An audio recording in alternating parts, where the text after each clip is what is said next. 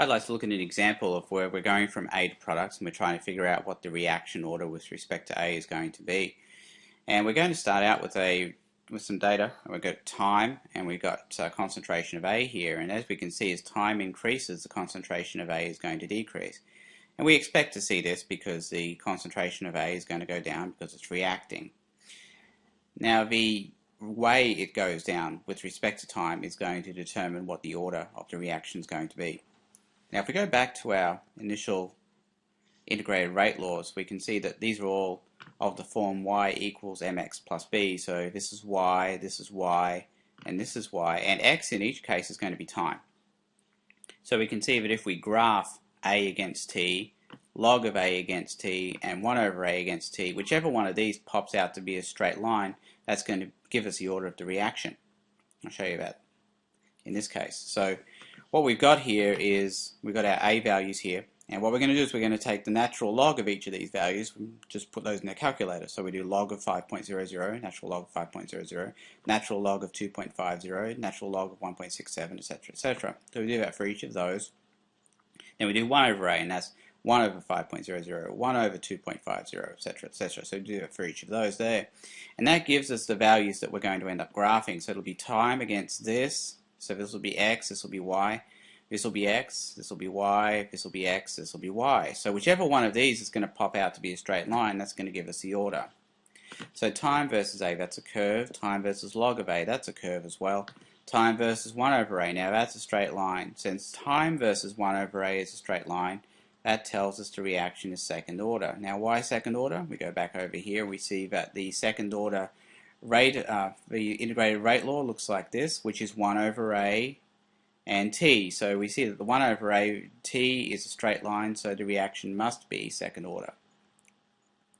That's one way of doing it. Now the other way of doing it is probably a little bit easier, rather than drawing the graphs, is to go ahead and calculate slopes of the lines. Alright, so let me give you a little bit of context for this. I'll give you a diagram.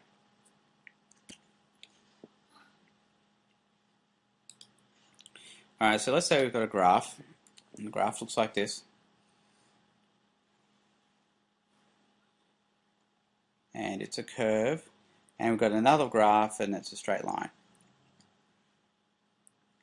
I think you'd agree that in the case of the straight line graph, it doesn't matter which points you compared and which points you took the slopes between.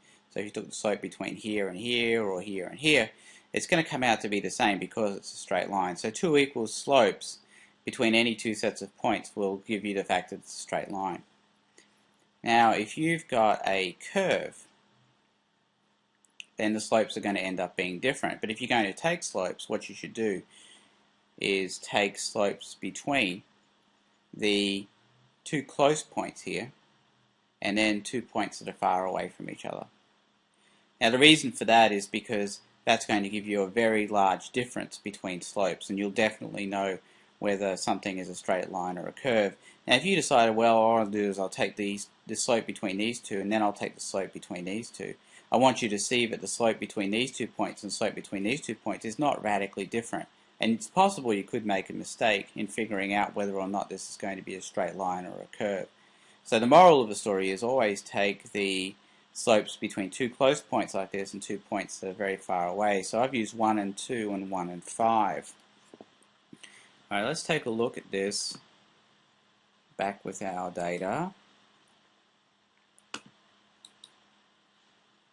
Alright, so that's exactly what I've done. For the zero order case, I have found the slope between these 2 points and then the slope between these 2 points. Now the way I've done that is I've said, well, that's going to be 5.00 minus 2.5 over 0.00 minus 80. That'll give me the slope between these 2 points. And then 5.00 minus 1.00 over 0.00 minus 320, that'll give me the slope between this point and this point. And that's what I've done. And it came out to be two different slopes, two radically different slopes, telling me the zero order curve is, the zero order line is not a straight line, it's a curve. So they don't have the same slope. First order, we do the same thing. And what I did there was I took this minus this over this minus this, and this minus this over this minus this. So it took the first 2 points and the first and fifth points. And again, I did the slopes of those and it came out to be not the same, so that was not a straight line either. For the second order, I did the same thing. I took this one and this one, minus this one minus this one, and that gave me a slope. And I did the first and fifth points as well, and it actually came out to be the same slope. So it was 0.00250 and 0.00250 in each case. That tells me that this is a straight line. That might be a little bit easier than drawing the graphs. So we came out with that, and we can go now back to the original integrated rate law equation. You can see that each of these is a line of the formula y equals mx plus b, where m is going to be k, which happens to be the slope. So in this case, the slope is negative k, and in this case it's k. Now this k value will always end up being positive.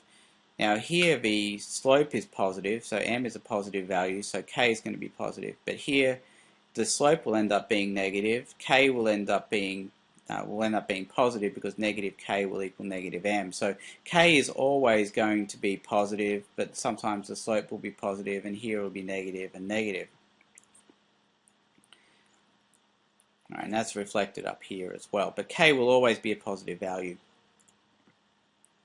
So we get the value of the slope, which we got from down here. It's the same value for each of them.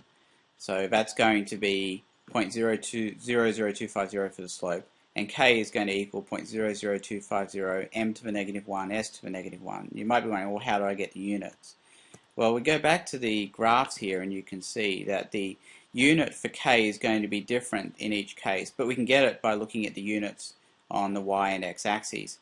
So because k is a slope, it's always going to be y over x. That would be molar over second, so it would be molar per second in the case of zero order. In case of first order, there are no units here, so on the y, so it would just be units of x, which would be seconds to the minus 1. Then that would be the units for k in the first order case.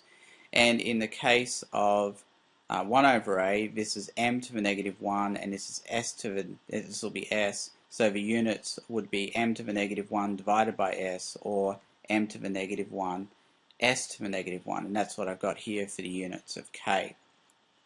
Alright, so now we've got the k value, we can go ahead and calculate half-life, and we can just use the half-life equation that we're given here as part of this table. And you can see t half equals 1 over a0 times k. Now a0